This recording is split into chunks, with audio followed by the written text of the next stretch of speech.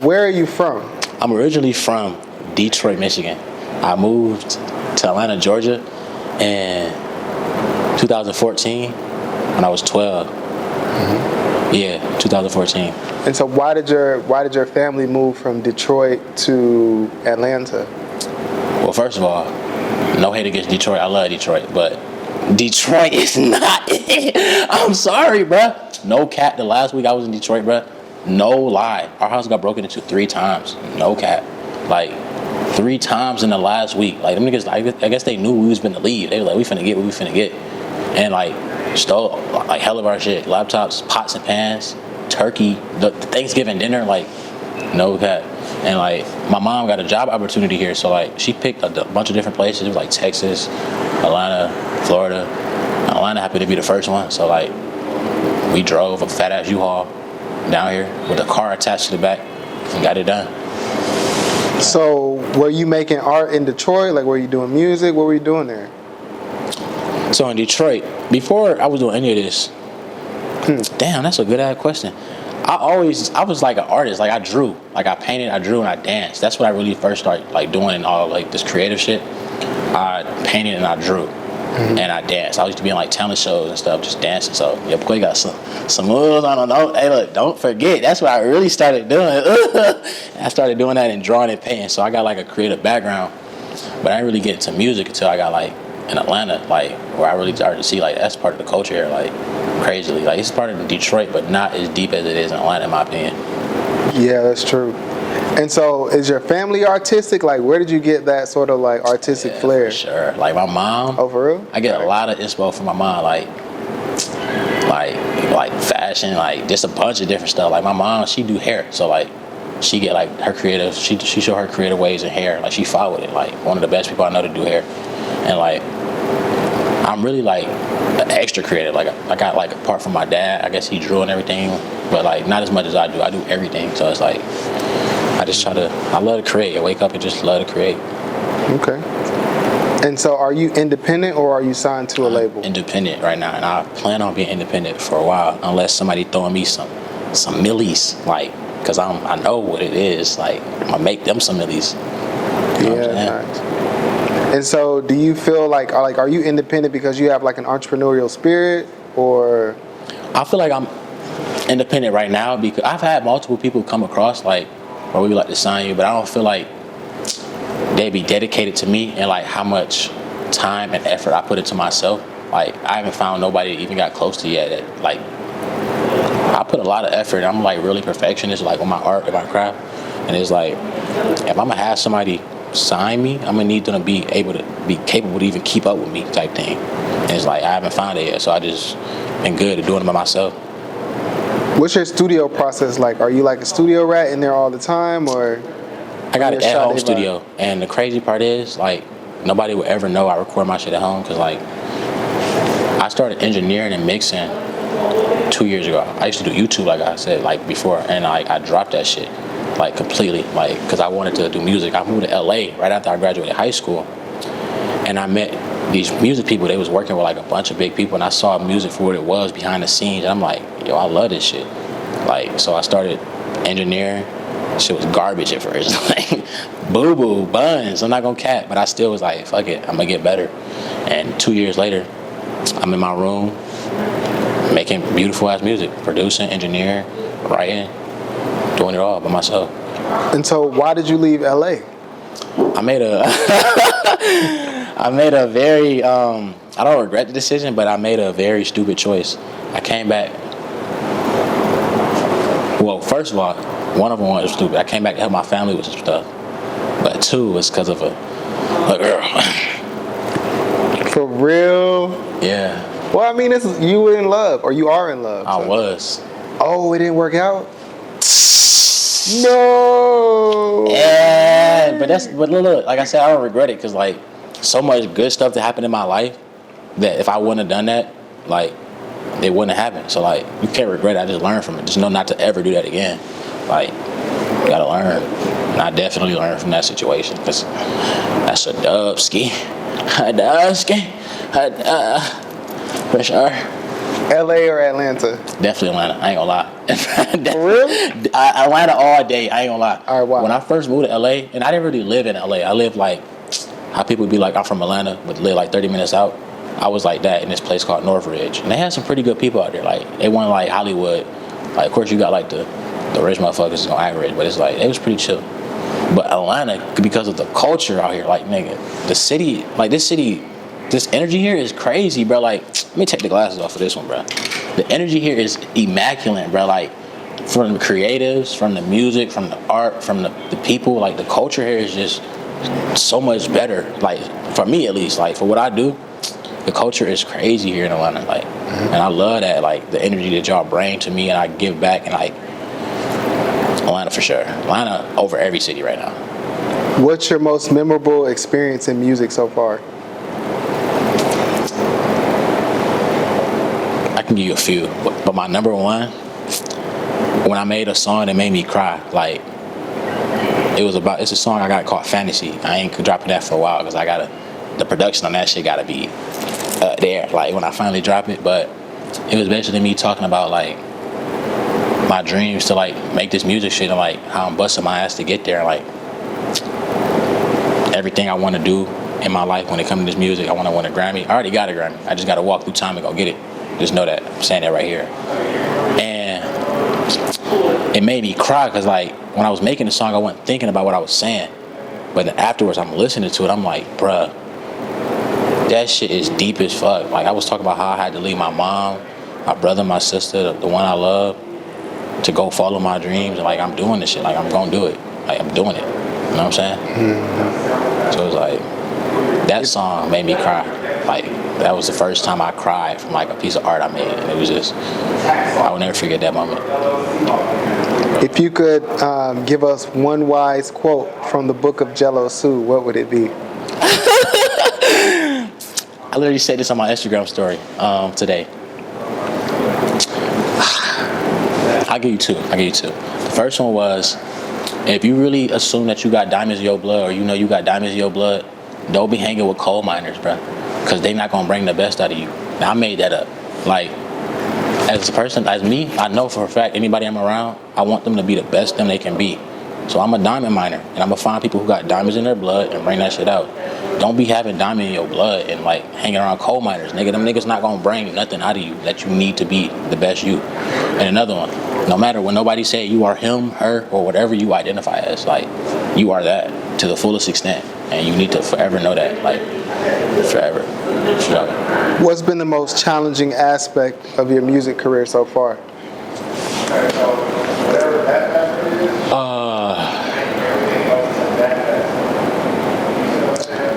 Challenging? I'm trying to think. I would say the learning how to do it. Like learning the rules to this shit, understanding the basics, what it takes to make music. And then not only the music, like that's the easy part, the business part of this shit, like putting that all together to like really elevate where I'm trying to go.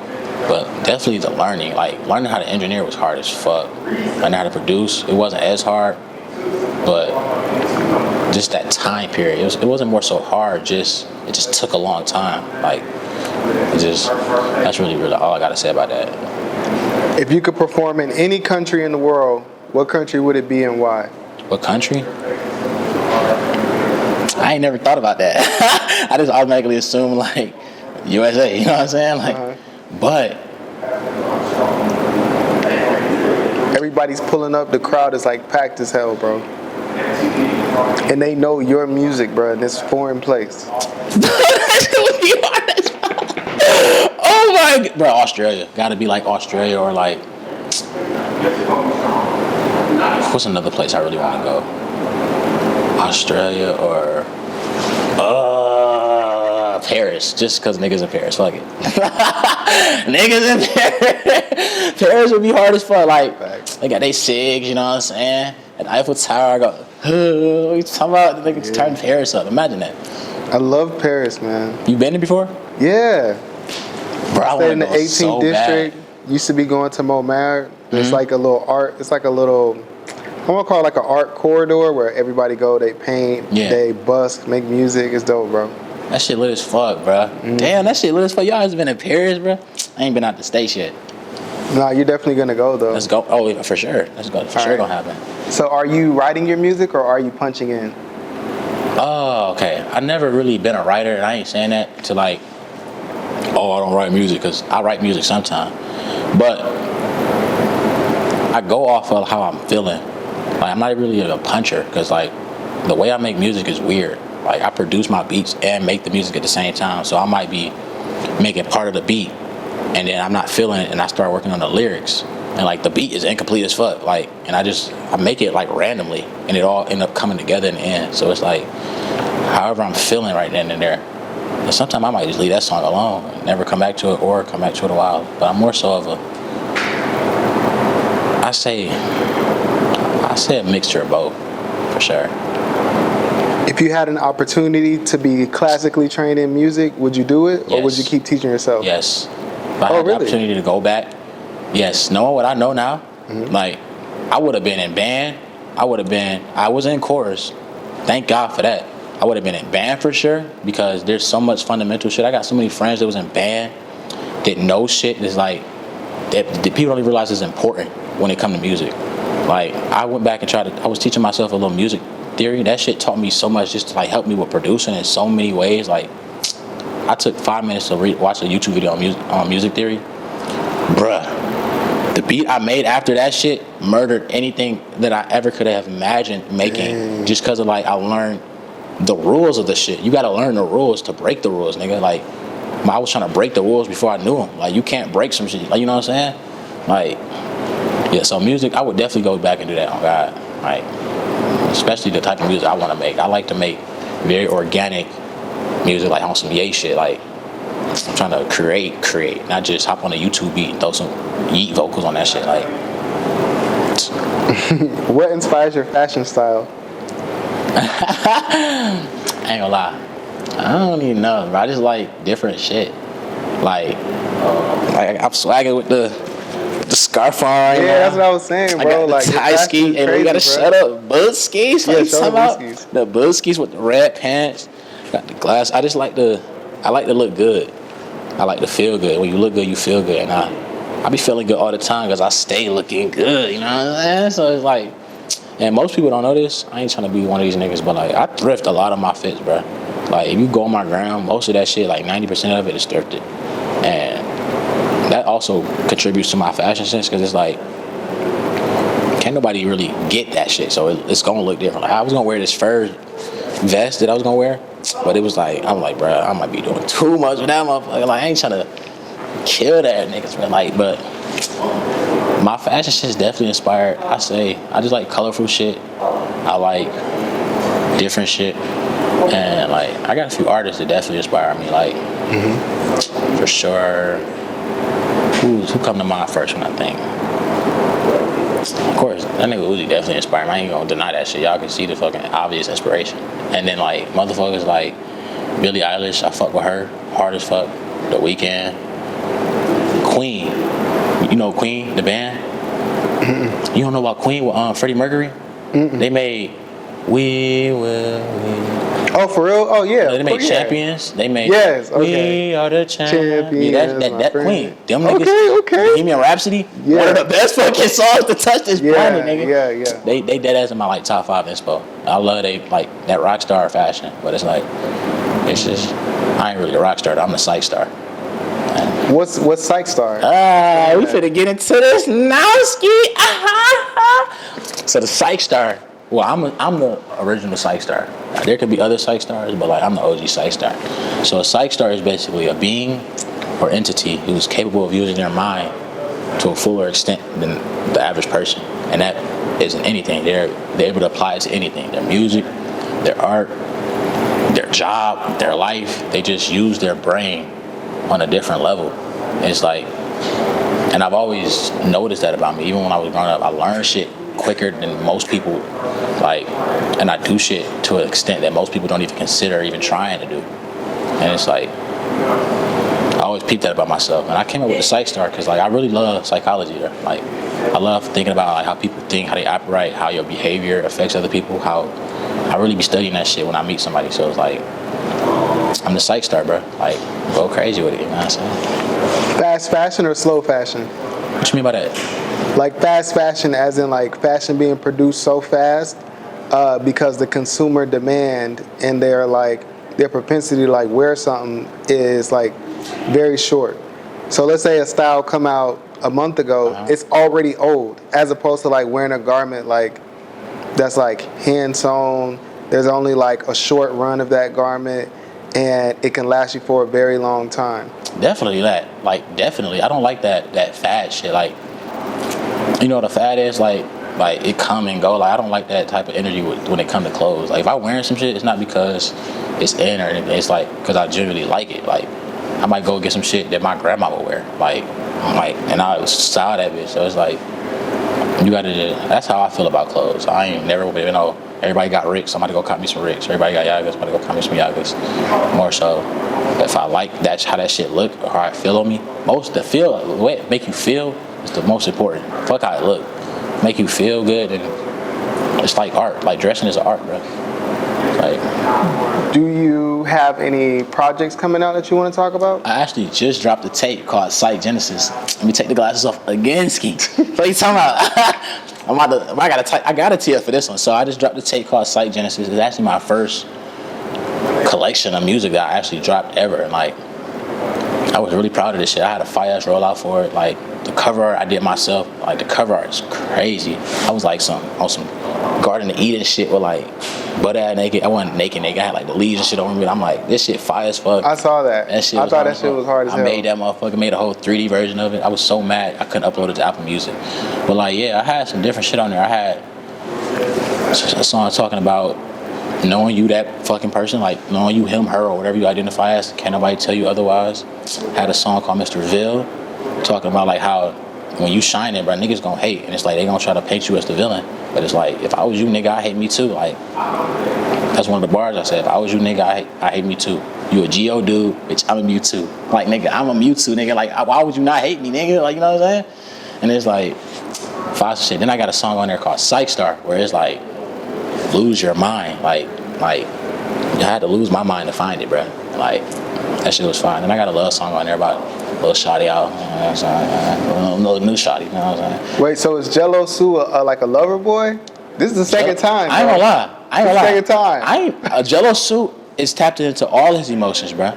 Like, people be scared to venture off into all the other emotions that come with life because they so used to just being lit and turning up and shit. But it's like, I got sad music where I'm being a fucking sad nigga, but I got love music. I love to love. I got lit music. I got life music talking about shit in life. Like I got a song I just worked on called Minimum Wage, talking about how motherfuckers is setting up the system. Like, and I don't want to do that shit. Like, I cannot go out in that rat race shit. Like, that's my biggest fear, dying in this rat race. Like, bro, if you got a fucking dream, I'm gonna tell you this right now. If you got a dream, bro, and you fucking want to actually go pursue that shit, please do it, bro. Because life is short, and this shit is not promised. Like, tomorrow is not promised, nigga, on God. And it's like, if you gonna die working for somebody, would you like, if you could see that life, would you be satisfied with that shit, bro? Like, at all? Like no matter what nobody say. I'm not telling you to disrespect your parents or nothing. Like, even sometimes your parents don't even know, like, the vision you have for yourself. If you know you can do some shit and you capable of doing it, do that shit, bro. But, like, to the fullest extent, don't bullshit. Don't fuck around. If you gonna do it, you gotta do it, bro. Like, and then show these niggas that you're able to do it, like, and then prove it to yourself. That's who the fuck matters the most, yourself. Like, I got this little thing on my wall that say the man in the mirror. It say, you can satisfy everybody around you, but if you don't satisfy the man in the mirror that you look at, or the woman, or whatever you want to identify as, you really failed. Like, don't be that person, bro. Fuck this rat race shit, bro. Like, you better than that, you greater than that, you got a bigger purpose than that, for sure. Like, if you could give one piece of advice to someone watching this who aspires to do what you do, you know what I'm saying, to drop music, to be as creative and outgoing and eclectic as they want to be, what piece of advice would that be? All right. This is the biggest piece of advice I could give anybody in anything. Do not listen to no hating ass nigga, bruh. Like nobody that's hating on you, bruh. And you gotta know the difference between hate and constructive criticism. If a motherfucker ain't got nothing good to say, or they don't got like way to like make you better, then them niggas are hating. If they like that shit trash, they are hating. If they say, I see what you're trying to get, but you can work on this, that is a good person to have around. Like, that's somebody trying to constructively criticize you, and that's okay. Do not give a fuck about what nobody got to say when it come to hating, bro. Because that shit will literally stunt you, give you anxiety, make you feel like you're not doing what you're supposed to be doing. In reality, you just not where you want to be at right now. Like, you got to keep going. Like, if I would have stopped when I dropped that first fucking song that sounded boo-boo, bro. Like, that shit was doo-doo. Like, nigga, I had so many people like, this shit ass. Like, you need to quit. You should have never quit YouTube. And now, look at me. Fuck you talking about, nigga. Like, fuck you talking about. I'm feeling great. What you talking about? Shout out my boy Theo Whistle. I'm feeling great today. You know what I'm saying? Oh, God. But like I said, don't listen to no hating ass niggas, bro. Because people forever gonna hate, bro. You could be doing nothing and a nigga will hate on you. Like, just like that.